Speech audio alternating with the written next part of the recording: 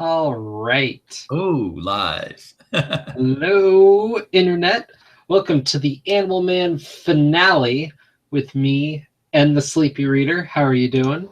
I am doing quite well. Yeah, we're covering the last 4 issues of Grant Morrison's Animal Man series, and so we'll talk about those issues and then give deep thoughts about the whole series, I suppose, as if we haven't already. We're very deep. So deep. All right. So,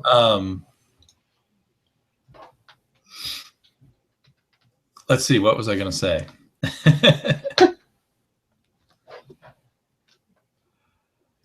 Okay, well, we're starting on issue 23, which is Phantom Stranger and Animal Man. And when we talked about this last time, you said you thought this was going to have allusions to Archie with Betty and Veronica. Right, and I'm more sure than ever than that's Betty and Veronica and Archie on the cover. And I think they may be kind of in the background, or you could interpret them as being in the background of one panel. So I kind of imagine that I don't know if they told the cover artist what to draw or whether he just noticed this one little panel and went with it.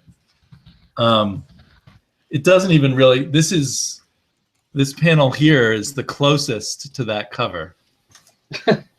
So I think the Archie and Betty and Veronica as hippies has very little to do with it.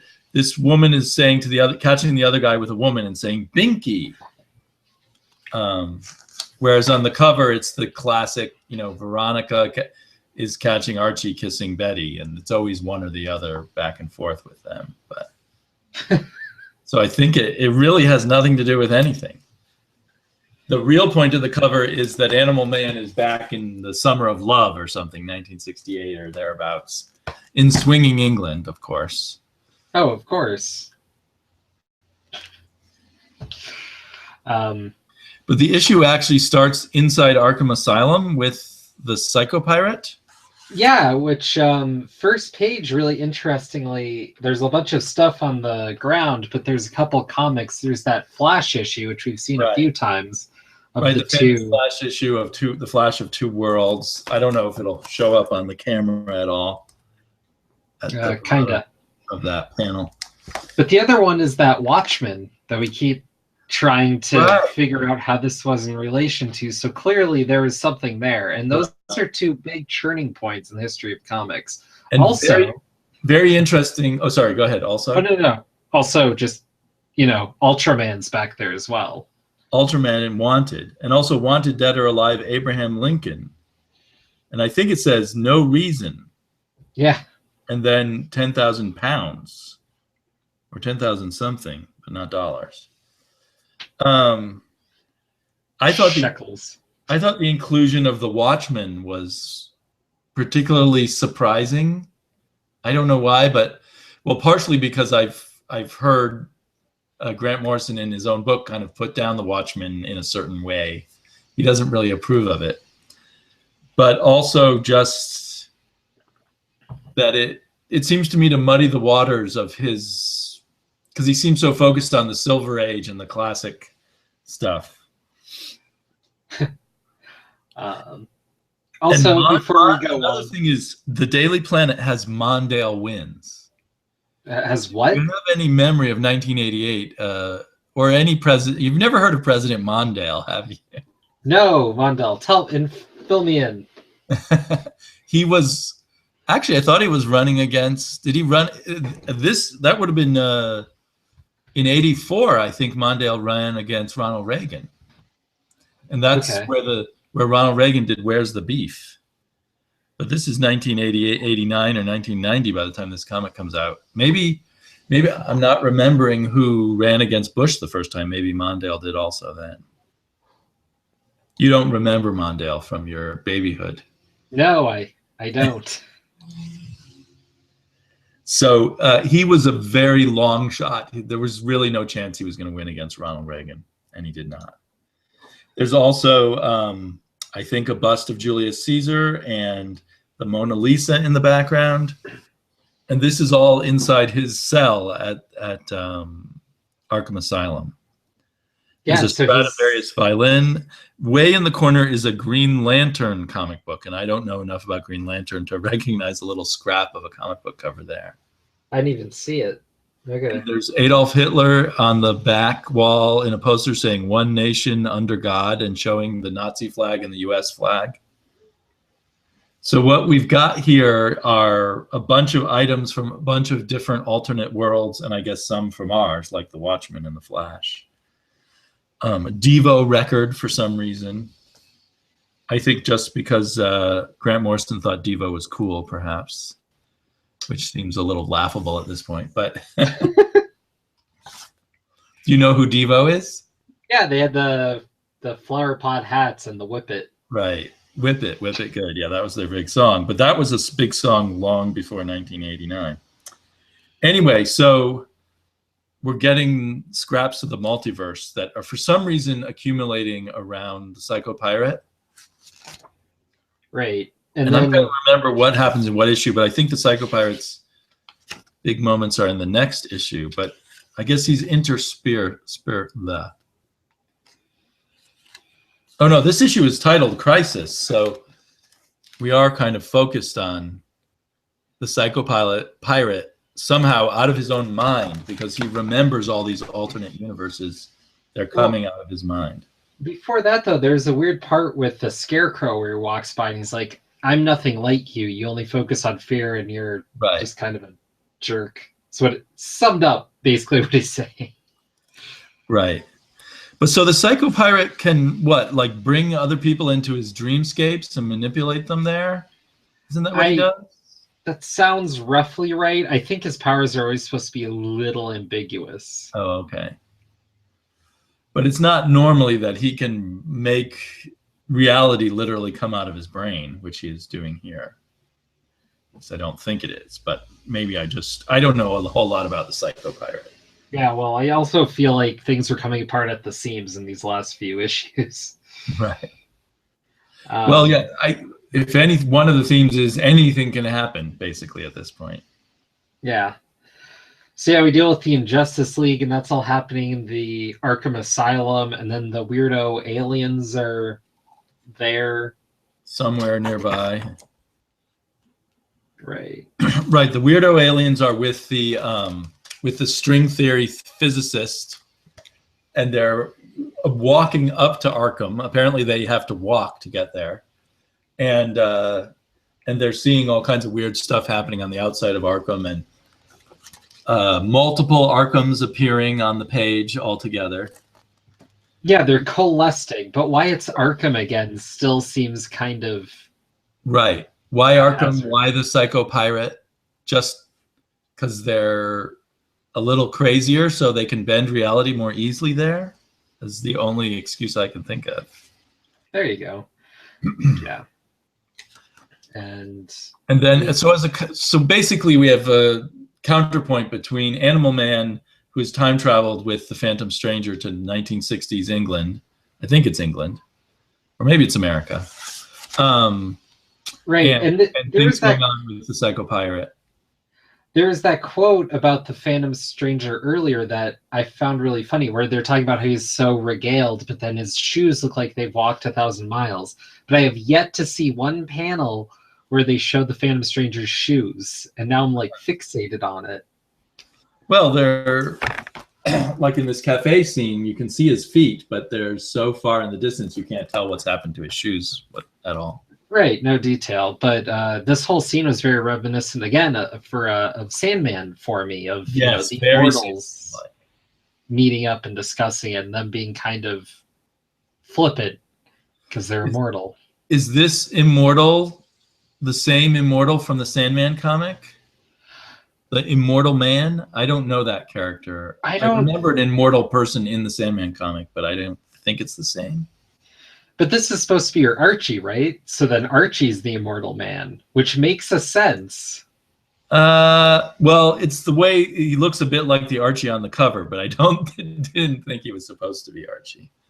I don't know if we're made clear, but the Phantom Stranger and two other immortals meet every now and then to have some coffee and chat things over. And one of them's this guy called the Immortal Man, who they mention takes on different forms at different periods. And then the other is Jason Blood, who they don't mention here, but he is the guy who is the host of the demon, Etrigan. They just don't mention that. It's just kind of... Right. And then the Phantom Stranger, who I guess is immortal too. And so anyway, that it's kind of very reminiscent of, I don't remember the name of the issue. There's kind of a one-shot issue where the Sandman meets every 100 years or something with this immortal guy, right? Yeah. Apparently not him, though. But yeah, it was... Right. And I don't know which came out first. Well, this guy was in Action Comics 1938 and a host of other comics along the way. The Immortal Man, you mean? Yeah. Okay. But I just don't know if this is an homage or a reference to what was going on in Sandman or just a total coincidence. It probably was just a coincidence. I mean, that issue of Sandman came out way later, and this would have been butting up with Sandman starting, so... Right. I mean, there was Sandman going on, but I don't know about that particular issue. Yeah, I don't know exactly, but I have a feeling it's just, there's immortals, they're all playing in this, field. Certain things would button up, but it was reminiscent of that for me. And then, I don't know, I thought there was something more was going to happen here, something significant with his meeting with these people. But he just kind of whines to them about how things are worse in his time than in theirs and stuff. And how Reagan became president. Right, that's supposed to be one of the pain points.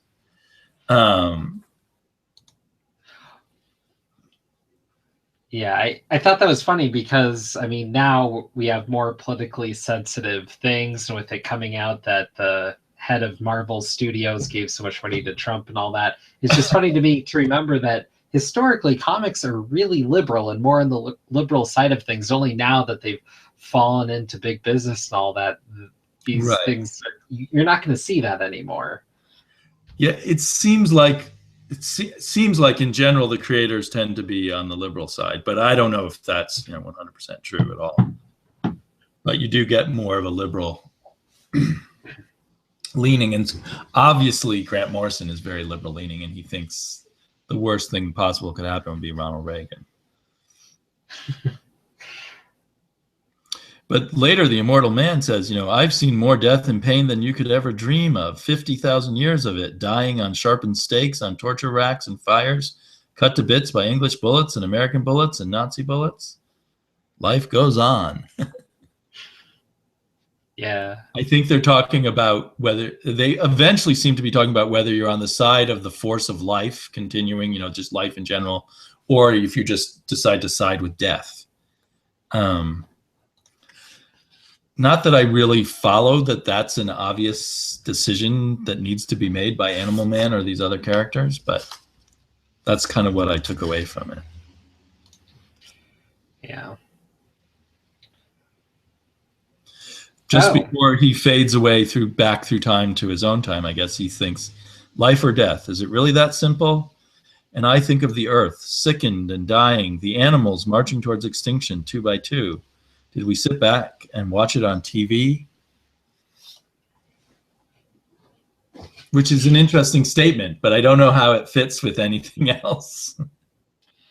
I don't know either. And then it kind of flashes back to the Psycho Pirate bit. Right. And you get all this bizarro cast of wow, that's not coming through. Justice League. Right. I was looking at the same. It's a lot like a page out of Multiversity. Well, except and not drawn as well. That Sunshine Superman is in Multiversity. Yes, indeed.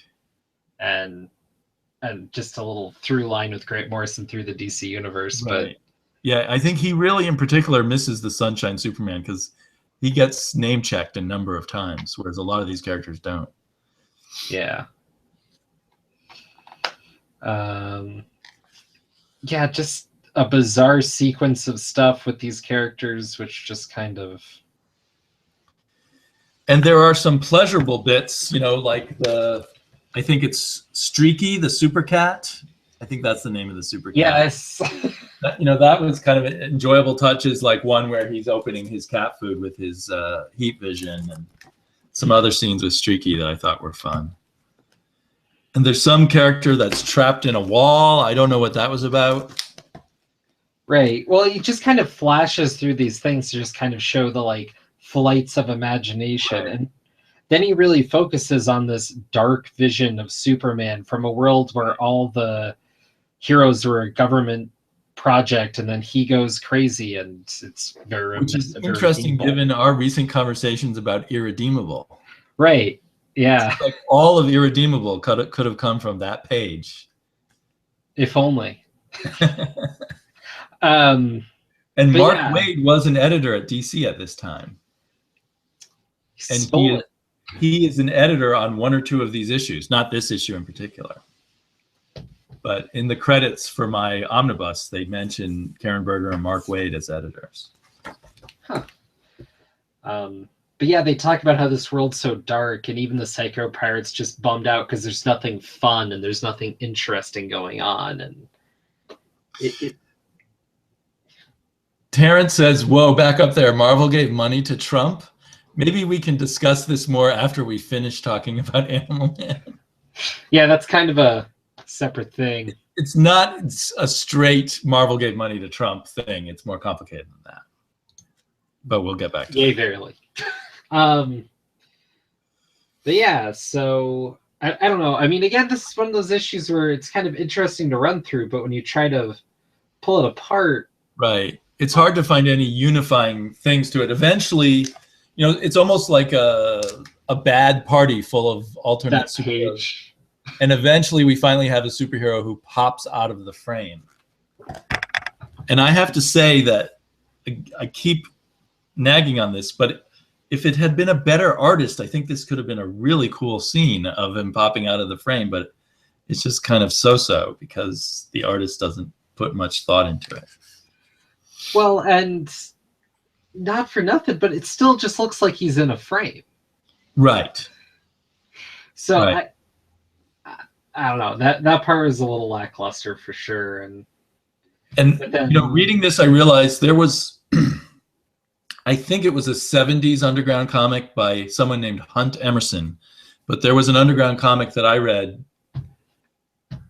shortly before I read Animal Man, where the characters would pop up out of the panels, and they were drawn so that they appeared to be, in 3 dimensions, standing at a different direction than the flat page, by foreshortening and everything. And in my memory, I remembered Animal Man doing all these cool visuals about people being outside the page. But yeah, like you say, it still looks like he's in a frame. Yeah. But then Animal Man shows up at Arkham Asylum to deal with. Right. And he says, "It's okay, I'm here." Yay! Why does he think it's okay because he's here? Why does he have some special way of fixing this reverse crisis? In so many ways, he seems like the worst superhero for this situation. Right.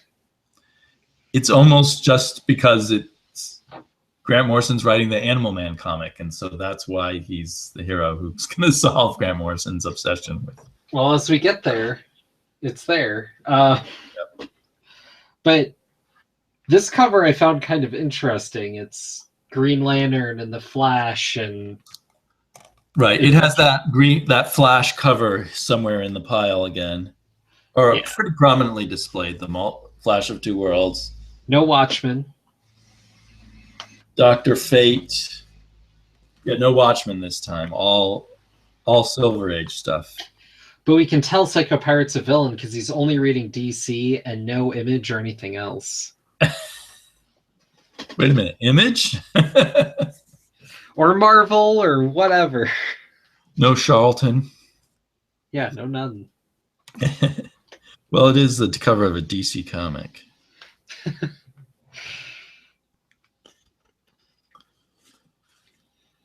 And we get more teases of the meta story of actually seeing the keyboard and bits of the script.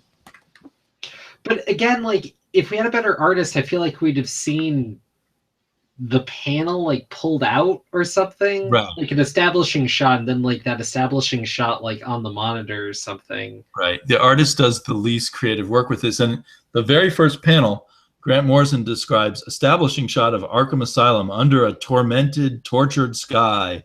Leaves whirl madly on a mad wind. The windows of the asylum are lit with feverish lights. And we just see a kind of bland Yeah. Arkham Asylum with one leaf blowing by and some lightning in the sky, but it's hardly tortured or mad whirling of leaves or anything. Well, there's a few more leaves, but yeah. A few more? There's just one. Oh, no, there's a few three more in the background. Sorry, I didn't see them. Yeah, I guess they're there. Maybe they're more clear on your digital version. Maybe.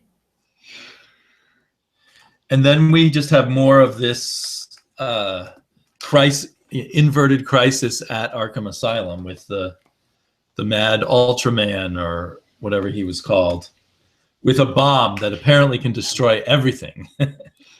Oh no!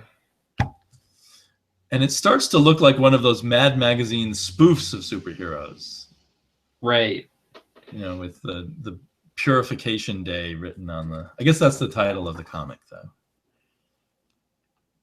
Right, and all these different Supermen characters keep coming up, but it just feels so out of place because we've had other characters, but Superman's just here because it's Superman, I guess. It's right. Odd. Well, because he's the most dangerous, I guess.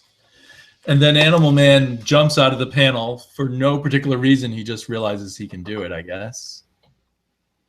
And then there's some kind of, again, weakly portrayed things of Animal Man outside the panel. But it's funny that I remember this as such a profound scene. I don't know if it really was more effective or time warped my memories.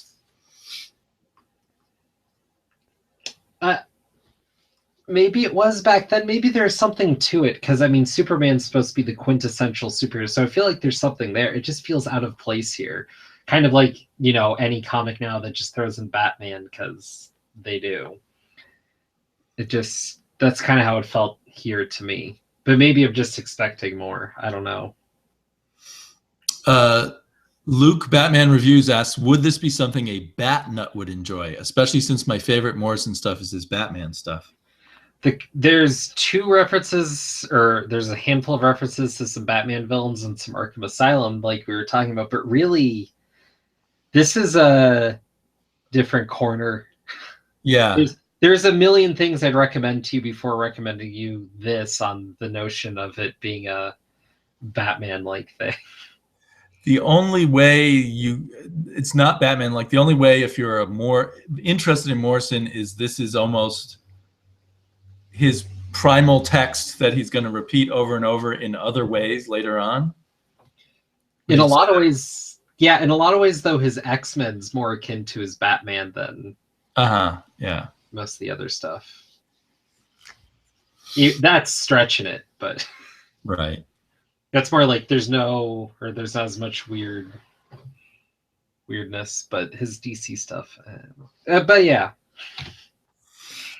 And then there's somehow he manages to keep fighting the Ultraman Superman character and then traps him inside a panel and then just shrinks the panel down till it's down to nothingness and makes him disappear. Right, which is the best way to deal with a supervillain, I guess. Right. Very interesting power. I mean, no attempt to explain why Animal Man can do this, but he can. I guess just by virtue of maybe understanding how this universe works, you can then manipulate it. Which, I don't know, this master manipulator over the universe, but he's not truly aware of it. He's not like a Deadpool character in any way. Right. But yeah, I don't know. That struck me as weird. Like, we're doing this thing and now we're doing this. Like, this whole issue, these whole last two issues here seem kind of like we're playing with this idea, but there's not a thought flowing through it, more just the desire to mess around. Which he kind of cops to in the last issue. Right, we'll get there. Although there was here the flipping switch deal from the Hawkman one. Yeah, that was a nice callback.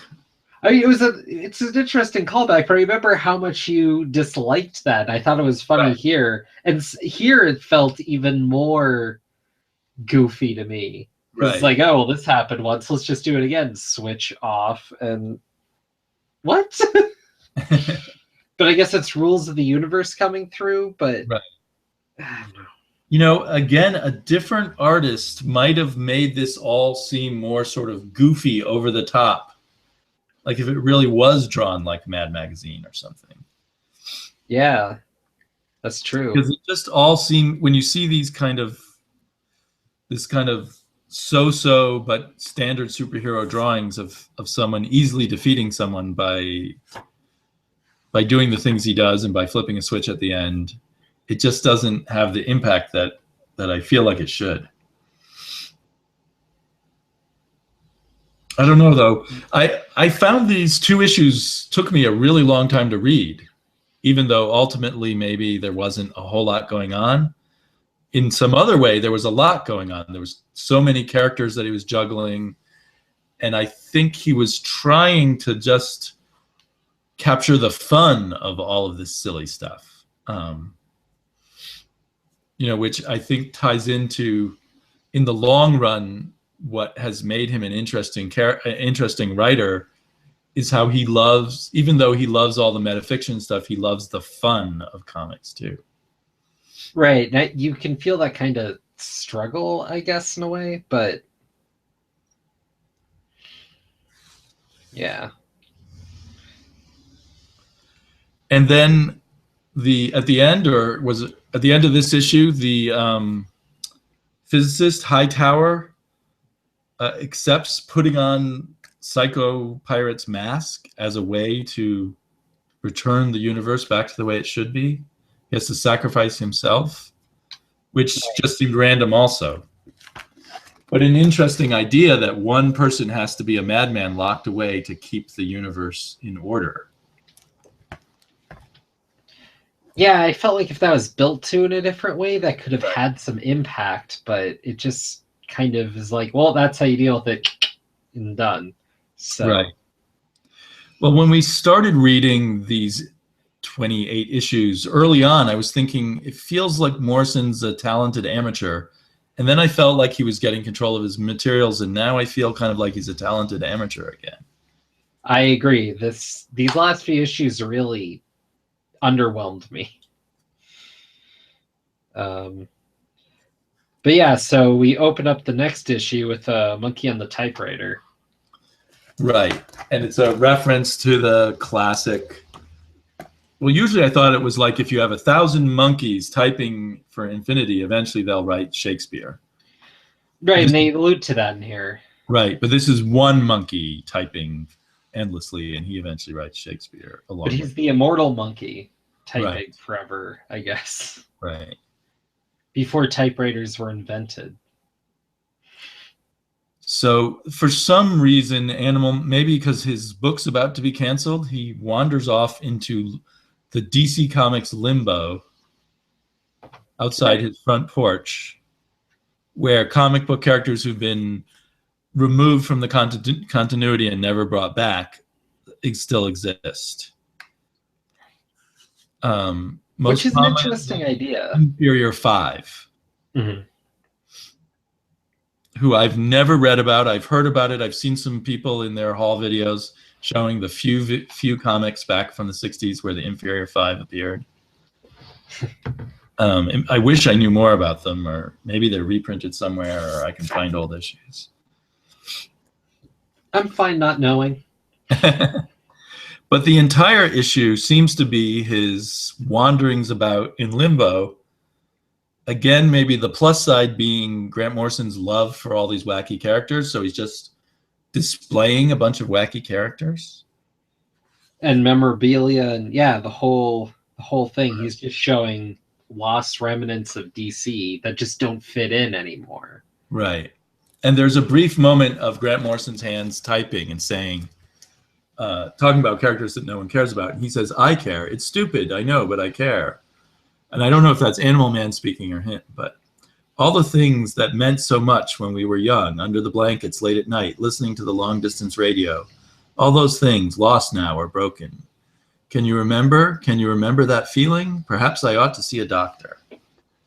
But I guess that's just nostalgia for the little things that everyone else has forgotten or something. It sounds like. And then this journey carries on, and on. It's supposed to take years. And then we run across Mr. Freeze. That was an interesting moment for me. Because this is the old Mr. Freeze with the red glasses and the snow globe head. And I was realizing this is before my understanding of Mr. Freeze ever happened. So he was a forgotten character at this point. I think it might have been the animated Batman TV show that brought him back. I'm not positive. But... No, it was definitely. And I think he was thought of as a there was the period where Batman was really popular in 1966 with the cheesy Adam West thing, and I think he was thought of as that kind of villain. And when they decided to make Batman more grown up again, starting with Neil Adams and Denny O'Neil, they cleared out what they thought were the sillier villains and just forgot about them. Right. And I mean, this costume and the way this character is pretty goofy. And you can imagine it. He's a snow bad guy. He's got a snow gun. Bada bing, freeze. And I don't know. It was just an interesting thing because, like, it should have been like any other character in this comic, just Mr. Freeze, whoever. But he was one that there's the Batman link for Luke. Yeah, there you go. And before we continue on, Comic Crack was saying, interesting to hear you guys say that it's always praised as being some of his best work. And I don't know if I've ever heard anyone say it's his best work per se, but it's something that comes up when you talk about Grant Morrison. And I can kind of see why. It shows the strings a bit more. Yeah. I think it's a work that left a mark that for whatever reason is kind of remembered as this important moment in comics. Mostly that stepping outside of the frame business, I think. Right. And just maybe some of the wacky energy of a lot of the middle issues, too. Well, this had to be one of the first comics that was playing with comics about comics in the popular form. So not so much a commentary on days past or whatever, but actually the idea of comics and that creative bubble. But a lot of the things that they talk about with comics could just as easily be books or other things. So when this originally came out, because I was kind of a Marvel reader who started reading DC in the 80s, I don't think I would have understood 90% of the references in here to the Silver Age. I understand a lot more about DC's Silver Age now than I did then. Yeah, that's fair. I mean, I imagine a lot of people, if they read this now, because this is something that does get recommended a fair amount, a lot of people might not know much at all. Kind of like me. I don't know. But so there was a sense of something different happening here, but it does seem to become kind of a mess at the end here. Right, and then it just kind of leads in and builds to this last issue. But like a handful of pages in the back are...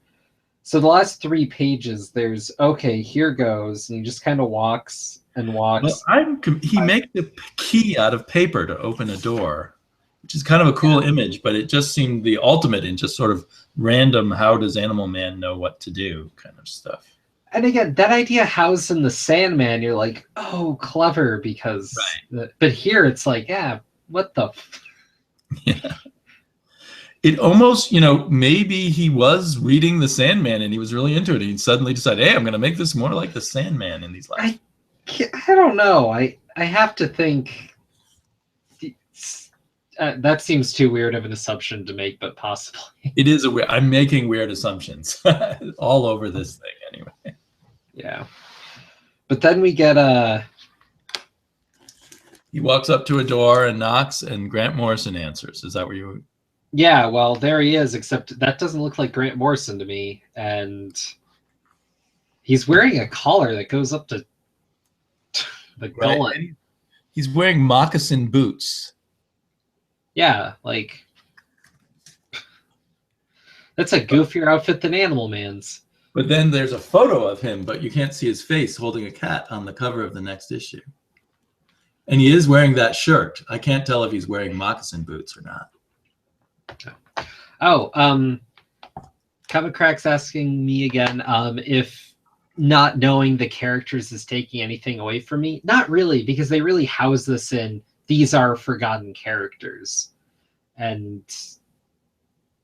I mean, so yeah, they're forgotten characters. And I understand why. A lot of these are some of the goofier, kind of lighter part of comics past. And I understand that idea. I understand the Silver Age, and I understand why it was abandoned, more or less. And I get it. For the needs of the half of this issue that was there, I'm pretty good. And also the Mr. Freeze connection gave me a good insight to the whole idea. So, yeah. And then the final issue, issue 26. Yeah. They do interesting things with the coloring when we're in the real world, the way the coloring looks and how different it is from the comic book world, which was harder for them back in the pre-digital days to do the colors to do. So I appreciated that. And it's very drab. Yeah. Because colorists didn't have very many sort of dull colors to access, because their palette was like a total of 64 colors or something. But again, the artist does a horrible job. Like that carpet on the splash page, I found that very distracting and uninformed. The crosshatch? The sort of crosshatchy carpet that kind of goes in and out. And the tiny computer desk. That drove me nuts. I mean, I know Grant Morrison maybe is supposed to be a superstar yet or anything, but I'm like, you think a professional writer would have more than like a corner of somewhere to type away at? It seems so bizarre to me. And his chair is so incredibly tiny. That just seemed like laziness on the part of the artist for me. But should bother me, but it does. And then so this is the creation meeting his creator, and he goes through a bunch of tricks, basically, like Animal Man gets all violent, and then he's told, well, you just got violent because I wrote it that way, and you can't really hurt me. Right, and which... He says, yes, I hate violence. Why did I do that? And he says, I made you do it. And we get a number of things like that. Yeah, well, that's the whole issue.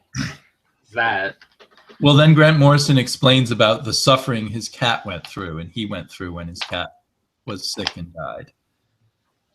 Which seems a little odd to juxtapose to Animal Man's family being murdered, even though Animal Man's fictional and his cat's real. Well, there's that. There's Grant showing him issues of Animal Man, and I feel like if anything would give someone an existential crisis, that would be it. Right. But it's just kind of like, oh, okay, this is my life in comics. There you go. Like that just felt okay. Right. I did like when he wrote, you live in a world created by committee. Someone else writes your life when you're in the Justice League. Hadn't you noticed? He says, well, I suppose. I never seem to do much when I'm in the Justice League. I like little touches like that. But then there's large sections where he seems to just be repeating the same idea over and over again, maybe. Yeah, I'd say so. And I like how he says, I wanted to have this conversation with you, but it has to be told 24 pages, which isn't enough time to say anything important, which is maddening. Right, because he seems to not even have enough to say to fill 24 pages. Well, and then to say, like, you can't say anything important in 24 pages is like, but you do, and you have. So. And that's your job. Yeah. It can be seen as a confessional about the writer's life. And then they throw in a random fight because, you know, it'd be getting boring without it, which.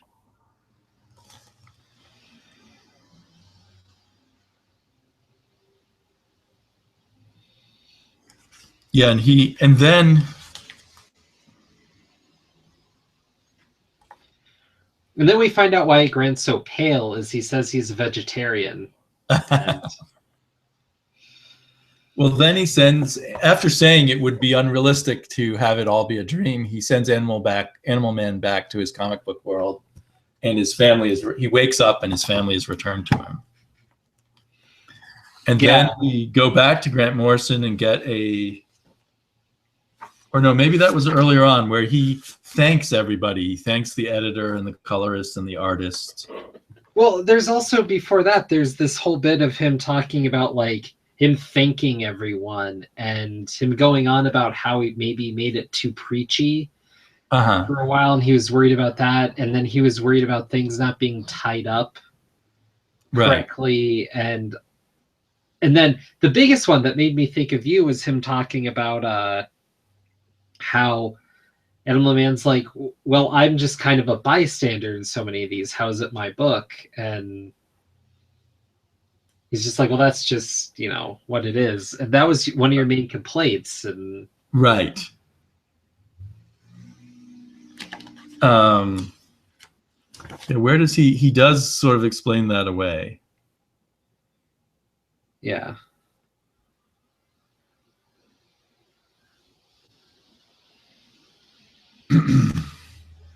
Oh, well, I can't find that part. But there was a lot of kind of weird bits, just having him use the comic book as a thank you page and an acknowledgments. And he says, then, of course, there's Chaz Turog and Doug Hazelwood, who've drawn everything from 24-page conversations to psychedelic interludes without once complaining. Both of them wrote to me when we began Animal Man, and I still haven't found time to reply. I will. So in too late now. 26 issues of working with them, he never wrote back to them. Which is years. Right. Yeah, it's like 2.5 years probably. Fuck you, Grant.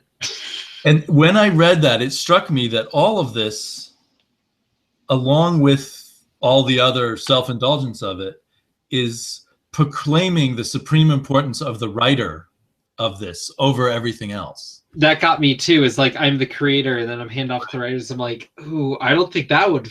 I'm much more for it, but that would not fly because now there's more of an economy of understanding of the creator. And all these other people were my helpers, and now I'm thanking them in the last issue. Mm-hmm. And the artists don't even get mentioned till after the editors and the assistant editor. Well, I can see that, but you know, 10 years before this comic came out, no one ever thought about the writers. It was Neil Adams' Batman. It was Jack Kirby's Fantastic Four. It was Chris Claremont maybe got some credit. But in general, people thought of each thing as being the artist's something. And this is an absolute turnaround from that, where the artists are just a secondary, you know, or tertiary thought in the acknowledgments. But I didn't, and he's kind of rubbing it in their faces by putting it right in the comic book. I never even wrote you back. I don't even need to collaborate with you. I just send my scripts and that's it. Right? That sounds so maddening. Yeah. Crack replies again. Sounds kind of dull, to be honest. Spoiled teenager going through angst and putting the readers through it. Yeah. I mean, I have to say, for some of this build-up of Animal Man, I was kind of excited about where we left off last time. Right. But this ending is a dull thud. This is, and he says as much. It's an anticlimax. It's a, Right. and I didn't know what to do or where it was going necessarily. He cops to all that as his character of himself in the book, and it's just like, okay, so we're through it now, but Right. for having gone through all of it, I think there's some interesting stuff here. It's more like a beautiful failure Right. than some grand finale to a comics masterpiece. Well, and Neil Gaiman didn't do this kind of thing in Sandman, to my memory, but he has done it elsewhere, where the comic book suddenly morphs into being about his memory and his nostalgia and about Neil Gaiman's experience in boarding school or something. I think that was an Elric comic he did. But I think I don't know. It seems to me like this should have irritated me even when I first read it. But I think maybe because it seems a little new, a little fresh, you give it a bit more leeway or something. I'm giving it some leeway too, I guess, because it's so out there. Like, it's hard, like, as frustrated as I am on some level, on the other hand, I'm like, it's still kind of creative because I haven't really seen this and I haven't seen it since, nor would I want to. But it's kind of impressive that the editors let him end his comic this way. In that way, it's akin to that Alpha Flight issue, the whiteout one, where there's just the speech bubbles in the blizzard. Like, it's kind of let him get away with that. Yeah, it's kind of stupid and lazy. But on the other hand, the idea of doing it once is creative and interesting. So, I think what I've really kind of learned about myself, at least with narrative, is it's extremely stressful to have this comic that emotionally involves me and then becomes all meta and takes away the emotion. Like, I felt like I was left holding the basket, and while Grant Morrison was walking off and smoking a cigarette and taking a break or something. Yeah, basically. I hear you. It's a thud. It's a bad ending. Bad, yet, still kind of unique, I guess. Yeah, I mean, it's not the worst. It's not, Blackest Night or anything. Bad and unique at the same time, I suppose. Well, yeah, no, I mean, that's the thing, is there's a huge creative energy here. There's like, you can see a lot of that, but it's not quite refined. Right. It's not quite there. And it's that talented amateur feel. Yeah, which in some ways there's something really fun to that, because you're getting this just outpour of creativity. It's like, it's a lot of stuff you see in indie comics, but instead of it just ending and then moving on to something else, he has to fill out this contract, and so here we are. Right. Well, and it did, looking back on all these issues, it feels like maybe, I don't know how many issues ago, but when the ghost of him first started showing up and stuff, he was already planning this. And maybe that built up my excitement that he was going to do it really well because he'd been planning it for so long. Right. And I've been interested to read this issue because I knew this was coming, him talking to Grant Morrison, but I thought it was going to be more, I don't know, something. And also, I mean, they do a lot of build up to the idea of these people are reading, they're vindictive, they're just putting us through suffering just to amuse themselves. And I thought there'd be something more to that, and then something more in the whole creator, reader, character dynamic, and not really. Yeah. I have never read The Invisibles, but there's a character in there that looks like him, right? But yes, you read The Invisibles? More so than this version of him. I've read a trade of The Invisibles, but I want to read more. I also want to read Doom Patrol, and I want to read a lot of comics. It's a takeaway you might have gotten from my channel. Oh, yeah, slightly. Well, and I have not read a lot of Deadpool, But maybe the Deadpool that everyone's sneering at does many of these things much better. The thing is so Deadpool. Okay, so are we done with Animal Man? Because this is a separate. Well, sure. If I thought they were connected. It's not too connected. I don't know, but like, for instance, you may not have liked this particular one, but I read where Deadpool kills all of literature. Oh yeah, there's the whole Cullen Bunn series where that's a alternate universe. That's not like 616 Deadpool, and that's all completely that idea and playing off of that. That's fun, but it's not Deadpool proper, I guess. But it's kind of like this kind of thing where Deadpool realizes he's in a fictional universe and he wants, but it's more satisfying that he wants to go out and destroy this fictional universe. He's pissed off at being a fictional universe or something. Yeah, and it was fun, and that was following off of him like killing off the Marvel universe and then all that. But then he had to go kill himself, and yeah. Right. But Animal Man is such a passive character. Unlike Deadpool, he doesn't do anything about it when he finds out.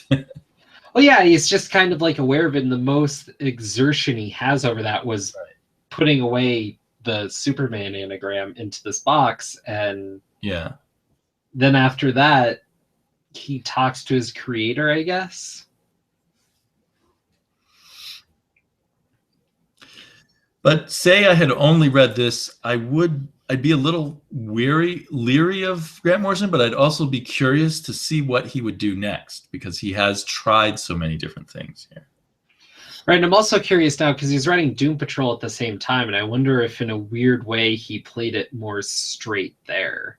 And I know those are some zanier, wackier characters with probably some cool ideas, but I don't know.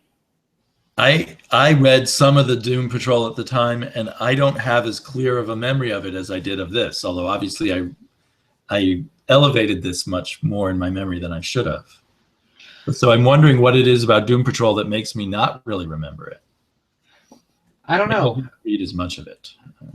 But I mean, I know for years people have been telling me, "Oh, Animal Man, Animal Man, it's one of those great runs," and I'm wondering if it was something about the times and whatnot. Maybe if I read this even a few years earlier, if this would have had a little more. Maybe it's just like it was stronger, but as time has gone on, presumably and hopefully, you know, comics have gotten at least a little bit better, and it doesn't have the punch it used to. I think many comics have gotten. I think to me, the average comic has gotten a little better than it was back then, but there's all kinds of addendums I would make to that. But well, yeah, no, I mean, any age is going to have stronger and stinkers and all that. Like, you know, you can't take a year and say, oh, this year's clearly better than, you know, last year or something overall. But I think trends. The expectation of good writing in comics was pretty low and was only beginning to be raised up in the late 80s.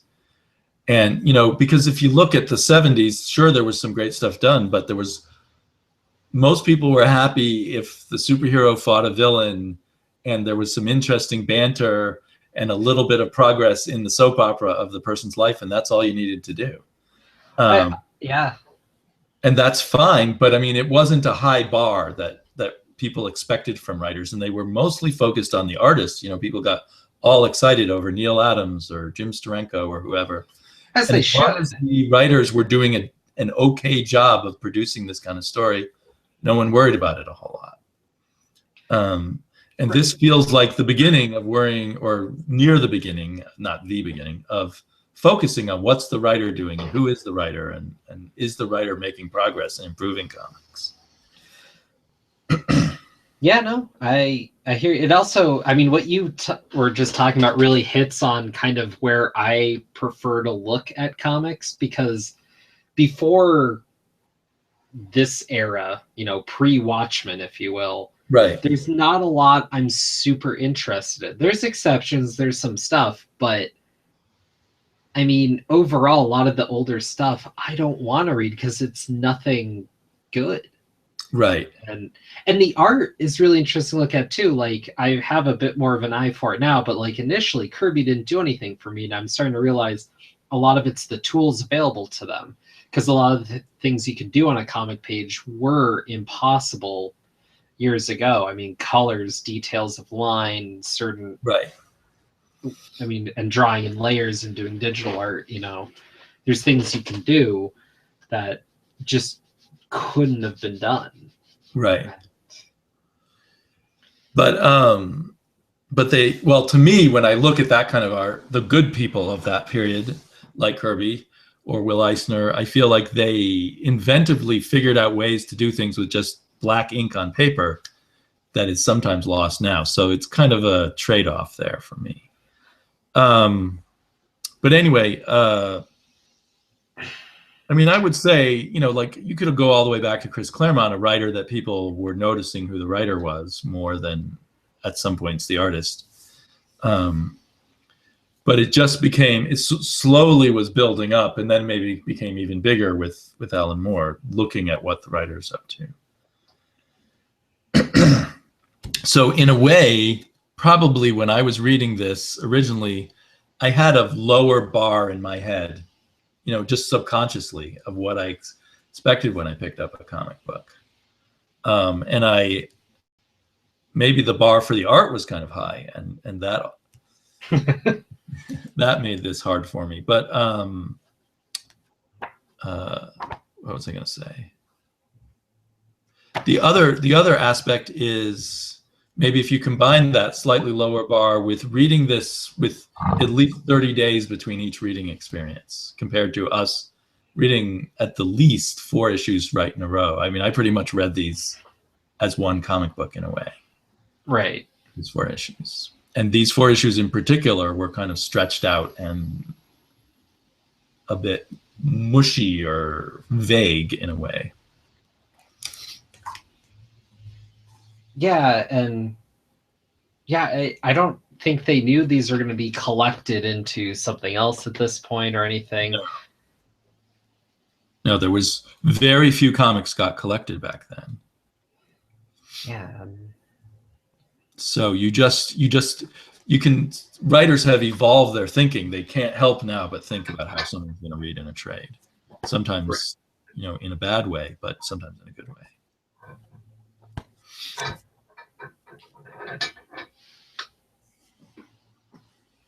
The irony is, reading, again, going back to Morrison's autobiography, he supposedly didn't start taking drugs until the mid-90s. Okay. And he fantasized about taking drugs during this period, but never did, which seems hard to believe reading this and all the peyote bringing truth and other things like that. So he may have been lying, I suppose. Maybe not. I mean, it might have just been the idea of the characters need to free their minds. Oh, and I know it's way too late, but last time I was trying to remember the popular writer from the 70s who wrote about spiritual experiences and peyote and stuff, and his name was Carlos Castaneda.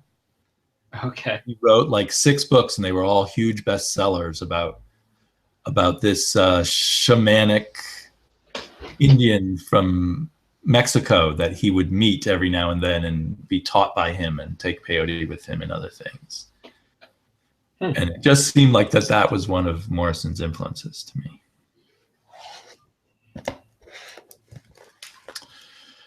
Okay, well, you wanted to say something else about Deadpool that really has nothing to do with Animal Man? Do you want to get back to that? It was just the whole metatextual thing. I mean, I think there were a few off-color jokes that were clearly just supposed to be jokes. And then in Cable and Deadpool, at the front of every comic, he'd have a page that was him, like, you know, saying what happened previously. And that was specifically stated to be out of continuity, but then people took that and then ran with it. There was this whole, oh, he knows what's going on, it's fourth wall breaking, and it's like, no. He so wasn't the that idea character. took a life of its own, and people had too much fun with it to stop or something. Basically, yeah. So that just kind of grew out of an internet misunderstanding, really. And I know there were a couple other jokes earlier on, but they were just jokes. So around what era do you think Deadpool started becoming meta? Like, is I mean, that Way played it that way a few times, but not well. so? That's well later '90s or something. Way wasn't writing till Secret Invasions, so Oh, so in the thousands or the 2000s. yeah, Okay, so probably really having nothing to do with Animal Man, just something that people sometimes did by then. yeah. And then it took It's off just with Deadpool. no Animal Man there, sadly. Yeah, now I'm curious more about Animal Man because it seems like there's this run, and then there's maybe a couple other people on it, and then nothing till the New 52. Yeah, I'm not sure how long it went on afterwards. I remember reading, I think it was a Peter Milligan period that I enjoyed at the time that had Sounds right. a better artist on it. What was his name? I can't remember right now. An artist who's still active in the field. In fact, who was drawing Animal Man for a while with Jeff Lemire. Oh wow, he showed up in some stuff though.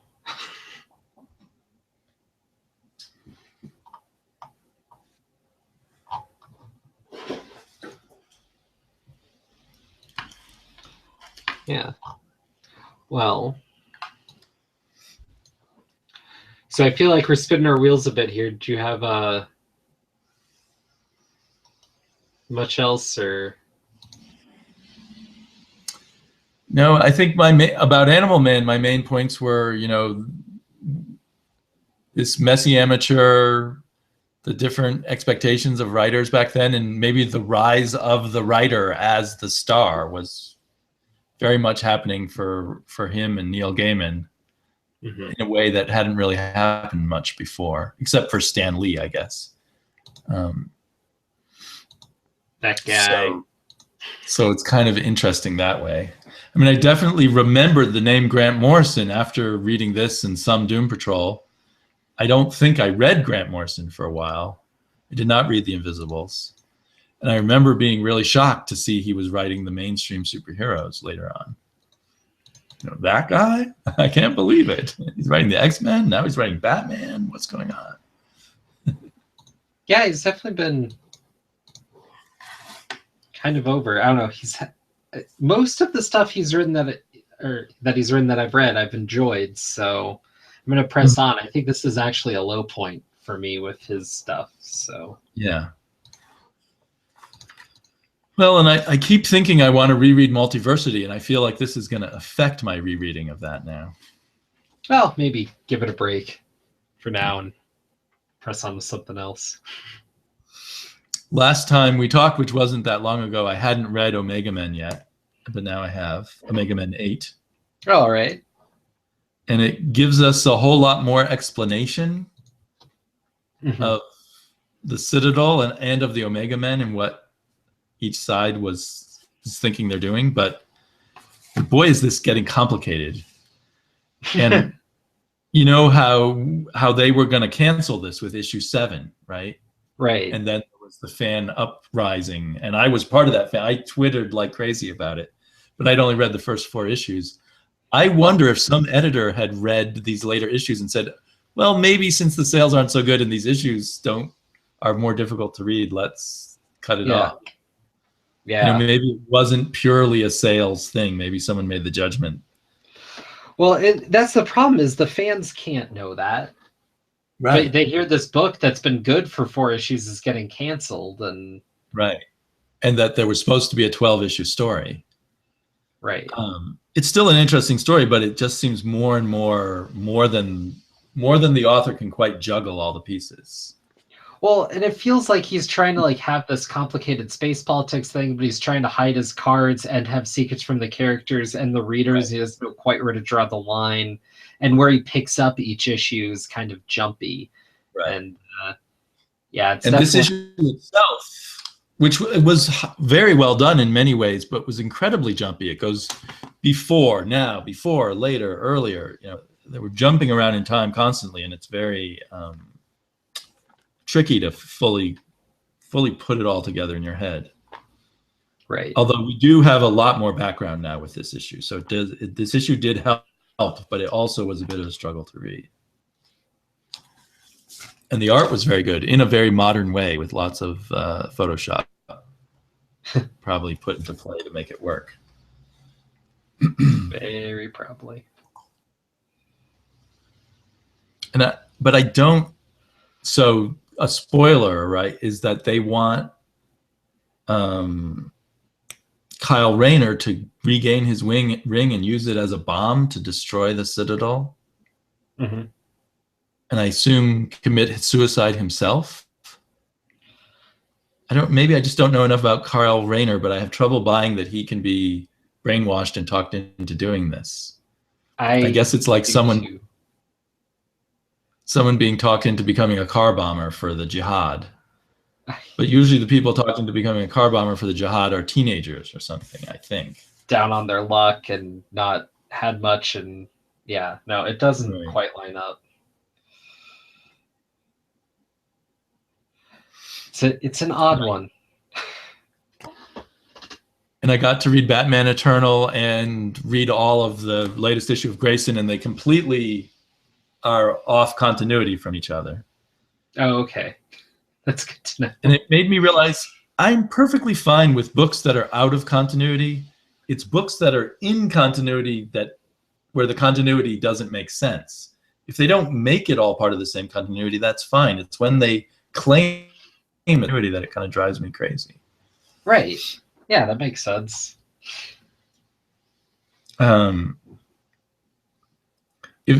they really don't need to tie Batman and Robin Eternal so much into Grayson, except I guess they think Grayson is popular, so let's keep it part of it, but then they can't succeed in keeping it part of it. I'm just hoping they can back off from that a bit, because I want to see like the Robins working together as a team, and I don't want Grayson to just be like the leader. You know, I don't want him to be the focus. Right. I want it to be... I agree with that. I want it to be the tapestry of all the Robins and other sidekicks. Yeah. All of the continuities are pretty much really ignoring Damian. I mean, I know he came back for the War of the Robins, and I didn't read that. Oh. But you know, like Alfred not telling the amnesiac Bruce Wayne that he has a son. And yeah, bit odd. You know, how does Robin stay completely separate from all of that stuff and not come back and say, "Father, don't you remember me?" or something? Right? Yeah, I don't know. And why is he not in Batman and Robin Eternal either? But maybe all of that will fit in. And basically, like, Grayson is a good story, Batman and Robin Eternal is a good story, so it's fine, except that attempt to link them together.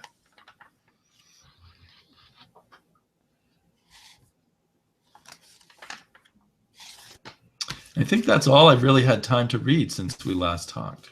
Fair enough. I haven't read much more myself, so. Are you cracking open any of your other trades? Just pushing through Redeemable. And I assume the verdict is still probably the same, that it's too stretched out and back. Yeah, they... Did you get to the part where he's put in a prison inside? Well, I'm spoiling. It's not a prison. It's an insane asylum. Right. With guards, and it doesn't make any sense. No. I thought that was kind of cool, but it seemed like suddenly you're in a whole different comic book or something. And then you jump out. And yeah. Yeah.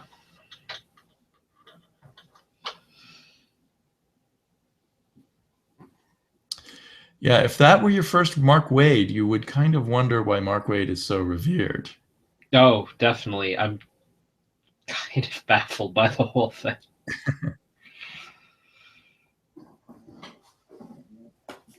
But you're plowing through anyway. Had you bought all of the Yeah. trades ahead of time? I got a digital bundle with all them, so Yeah. that helped. There is one other comic I read, which I mentioned to you before, Strayer. Oh, how was that? Which is this apocalyptic future with a guy named Strayer who fights monsters. And it was fun, but it had a lot of familiar elements. Perky girl who's the true believer, and the warrior Strayer who just does things for money and is cynical. Oh no. And the townspeople who hire you to do a job but then don't want to pay you when it's done. And the art was okay, but could have been, like, it reminds me a bit of Headlopper, but Headlopper has just much more of a quirkier, fun feeling. So end of the day, it cost $4. I don't think I'm going to get issue 2. I might, grab it in a cheap trade if I ever run out of stuff to read or something. Because I certainly, there are cliches that I enjoy, but... Right, no, but it's just a jumble of them. It's not worth reading. I hear you. But there's some interesting looking stuff coming from this new comic book company. I wish it was a little cheaper, then I would try more of them. I guess they've already started this one, Replica, by Paul Jenkins and Andy Clark. And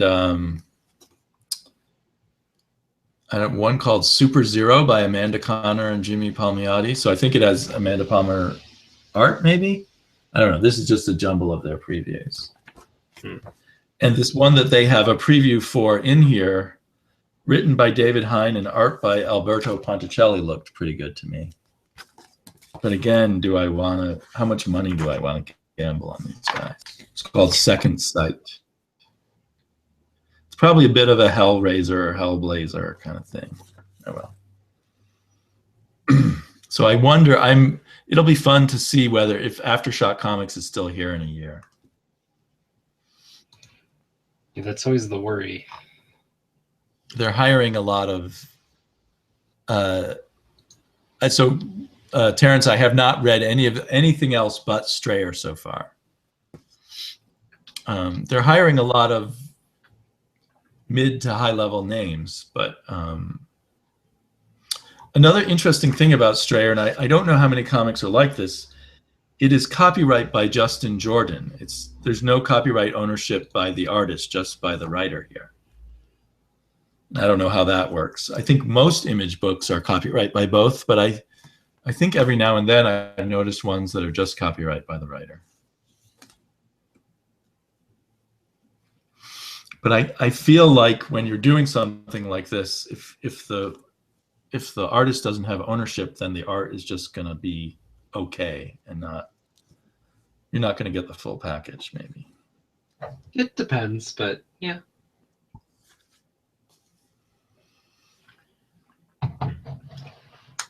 Well, shall we wrap it up there? Yeah, I guess so, because I got nothing else. So I really appreciate all the comments from Terrence Comic Crack. Yeah, thanks everyone. He was kind of questions. Things we said all along the way. Like you said, comics have changed for sure. Plus, our relationship with creators and artists and the company itself has changed. Maybe that's a really good point. Yeah, that would definitely. And just looking at who owns the copyright, I never did that back in 1988. Maybe at this point, we've also seen a lot more creativity that has pushed boundaries, so this lost some impact. And yeah, that's definitely true.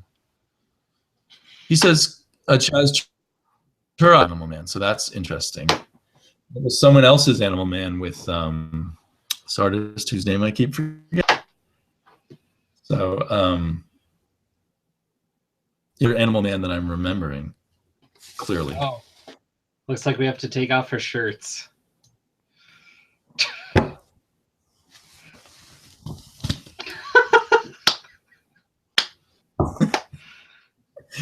My nipples have become one nipple that says Batman.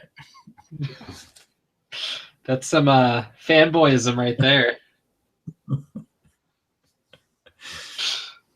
So I hope everyone got their rocks off and is feeling nice and relaxed and can go to sleep now. There you go. Good night. Good night, everybody.